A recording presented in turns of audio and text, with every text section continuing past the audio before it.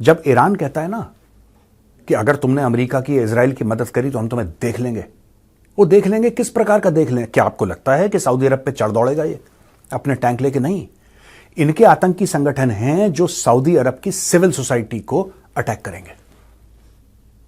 इनके पास वो औजार हैं, इनके पास वो हथियार हैं, इनके पास वो आतंकी संगठन हैं जो यूएई के अंदर त्राही त्राही कर सकते हैं, जो कतर के अंदर आग लगा सकते हैं, जो कि जॉर्डन में बवेला मचा सकते हैं। और इन देशों को पता है, इसलिए ये लोग ईरान से डरते हैं। ईरान से लड़ाई में कोई नहीं डरता कि ईरान के पास इतने टैंक हैं और फाइटर जेट हैं। ईरान का सारा मामला जो है दोस्तों, वो आतंकी है। किस तरीके से आतंकवाद को फ्यूल करना है, किस तरीके से सऊदी अरब में कुछ कर दिया, जॉर्डन में कुछ कर दिया, यूएई में कुछ कर दिया, कतर में कुछ कर दिया, यमन में कुछ, हर जगह इन्होंने अपना तंत्र फैला रखा है। और इसी तरीके से ईरान अपनी फॉरेन पॉलिसी और डिप्लोमेसी चलाती है दोस्तों। ये तो पहला कारण है। दूसरा कारण है straight of Hormuz. Straight of Hormuz के बारे में हम कई बार बात कर चुके हैं। स्ट्रेट ऑफ हॉर्मुज जो है वो चाबहार से ज्यादा दूर नहीं है, राइट? ज्यादा दूर नहीं है। वहां पे आप देखेंगे बंदर अब्बास, वहां पे आप और सारी चीजें देखेंगे। और ये जो स्ट्रेट ऑफ हॉर्मुज है दोस्तों, वहां से मैक्सिमम एनर्जी ट्रेड दुनिया की अगर कहीं से होती है तो यहां से होती है, मैक्सिमम एनर्जी ट्रेड। अब आप ये सोच लीजिए कि वहां से ऑयल जा रहा है, वहां से गैस जा रही है, और भारत भी इससे इंपैक्ट हो रहा है। भारत की तो over 90% of gas and oil requirement come from the straight of Hormuz.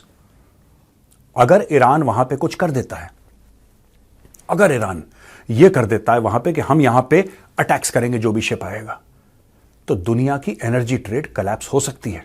वो एक तरफ, और दूसरी तरफ साउथ यमन में अगर सऊदी अरब से कोई घूम के आना चाहे तो यमन में कौन बैठा है दोस्तों? यमन में बैठे हैं हूती। आपके सामने मैप है, आप खुद देख सकते हैं। यमन में बैठे हैं हूती। हूती किसके कंट्रोल में? तेहरान के कंट्रोल में। एक यहां से फोन गया और वहां पे शुरू हो गया अभी भी, तो आपका स्ट्रेट ऑफ हॉर्मुज से तेल बंद, आपका यमन वाले कॉरिडोर से आपका हर जगह से तेल बंद, राइट? और ये फायदा देगा सीधा रूस को, क्योंकि फिर भारत की मजबूरी बन जाएगी कि दुनिया भर से पंगा हो तो हो, फिर भारत अमेरिका से कह सकता है कि भाई तुम लोग बवाल यहां पे काट रहे हो, लेकिन हमें तो तेल चाहिए। हमारी गाड़ियां कैसे चलेंगी यार? हमारे दफ्तर कैसे चलेंगे?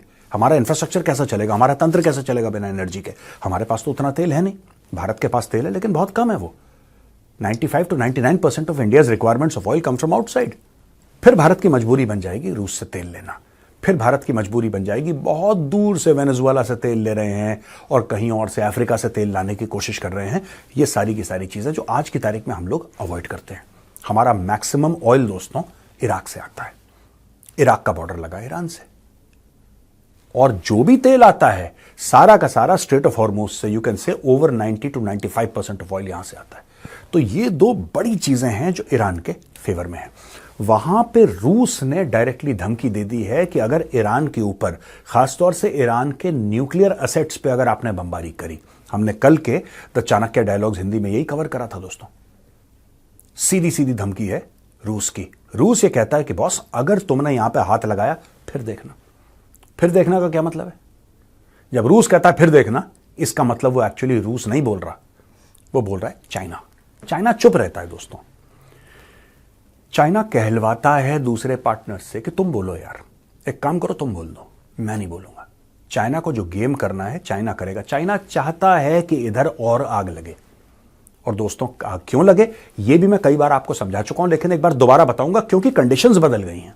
अब क्योंकि कंडीशंस बदल गई हैं आपको दोबारा समझाना पड़ेगा ये चीज। Under change conditions. दोस्तों बात ऐसी है कि जहां हम बात करते हैं रशिया और यूक्रेन के युद्ध की, या फिर हम बात करते हैं इजराइल के युद्ध की, चाहे वो हूथी हो, चाहे वो हमास हो, चाहे वो हिजबुल्लाह हो, चाहे वो ईरान हो, कोई भी हो, दो मेजर वॉर्स चल रहे हैं ना यहां पे, और इन दोनों पे फोकस अमेरिका का और वेस्टर्न कंट्रीज का है। इनके डॉलर भी जा रहे हैं, इनके हथियार भी जा रहे हैं, इनके रिसोर्सेस भी जा रहे हैं, इनका डिप्लोमेटिक एफर्ट भी जा रहा है। यानी कि चाइना की बल्ले बल्ले, क्योंकि चाइना को कुछ छेड़ ही नहीं रहा, चाइना की ओर कोई देख ही नहीं रहा है। चाइना पैसे भी कमा रहा है, अपने पर भी फैला रहा है। यानी कि चाइना ने रूस को बोला है कि तुम एक काम करो, चुपके से एक धमकी दे दो। अब Russia united nation security council का परमानेंट मेंबर है। रशिया के पास maximum, I think second to America, nuclear warheads हैं उसके पास, और रशिया एक मिलिट्री सुपर पावर तो है। ये आप और मैं मना नहीं कर सकते।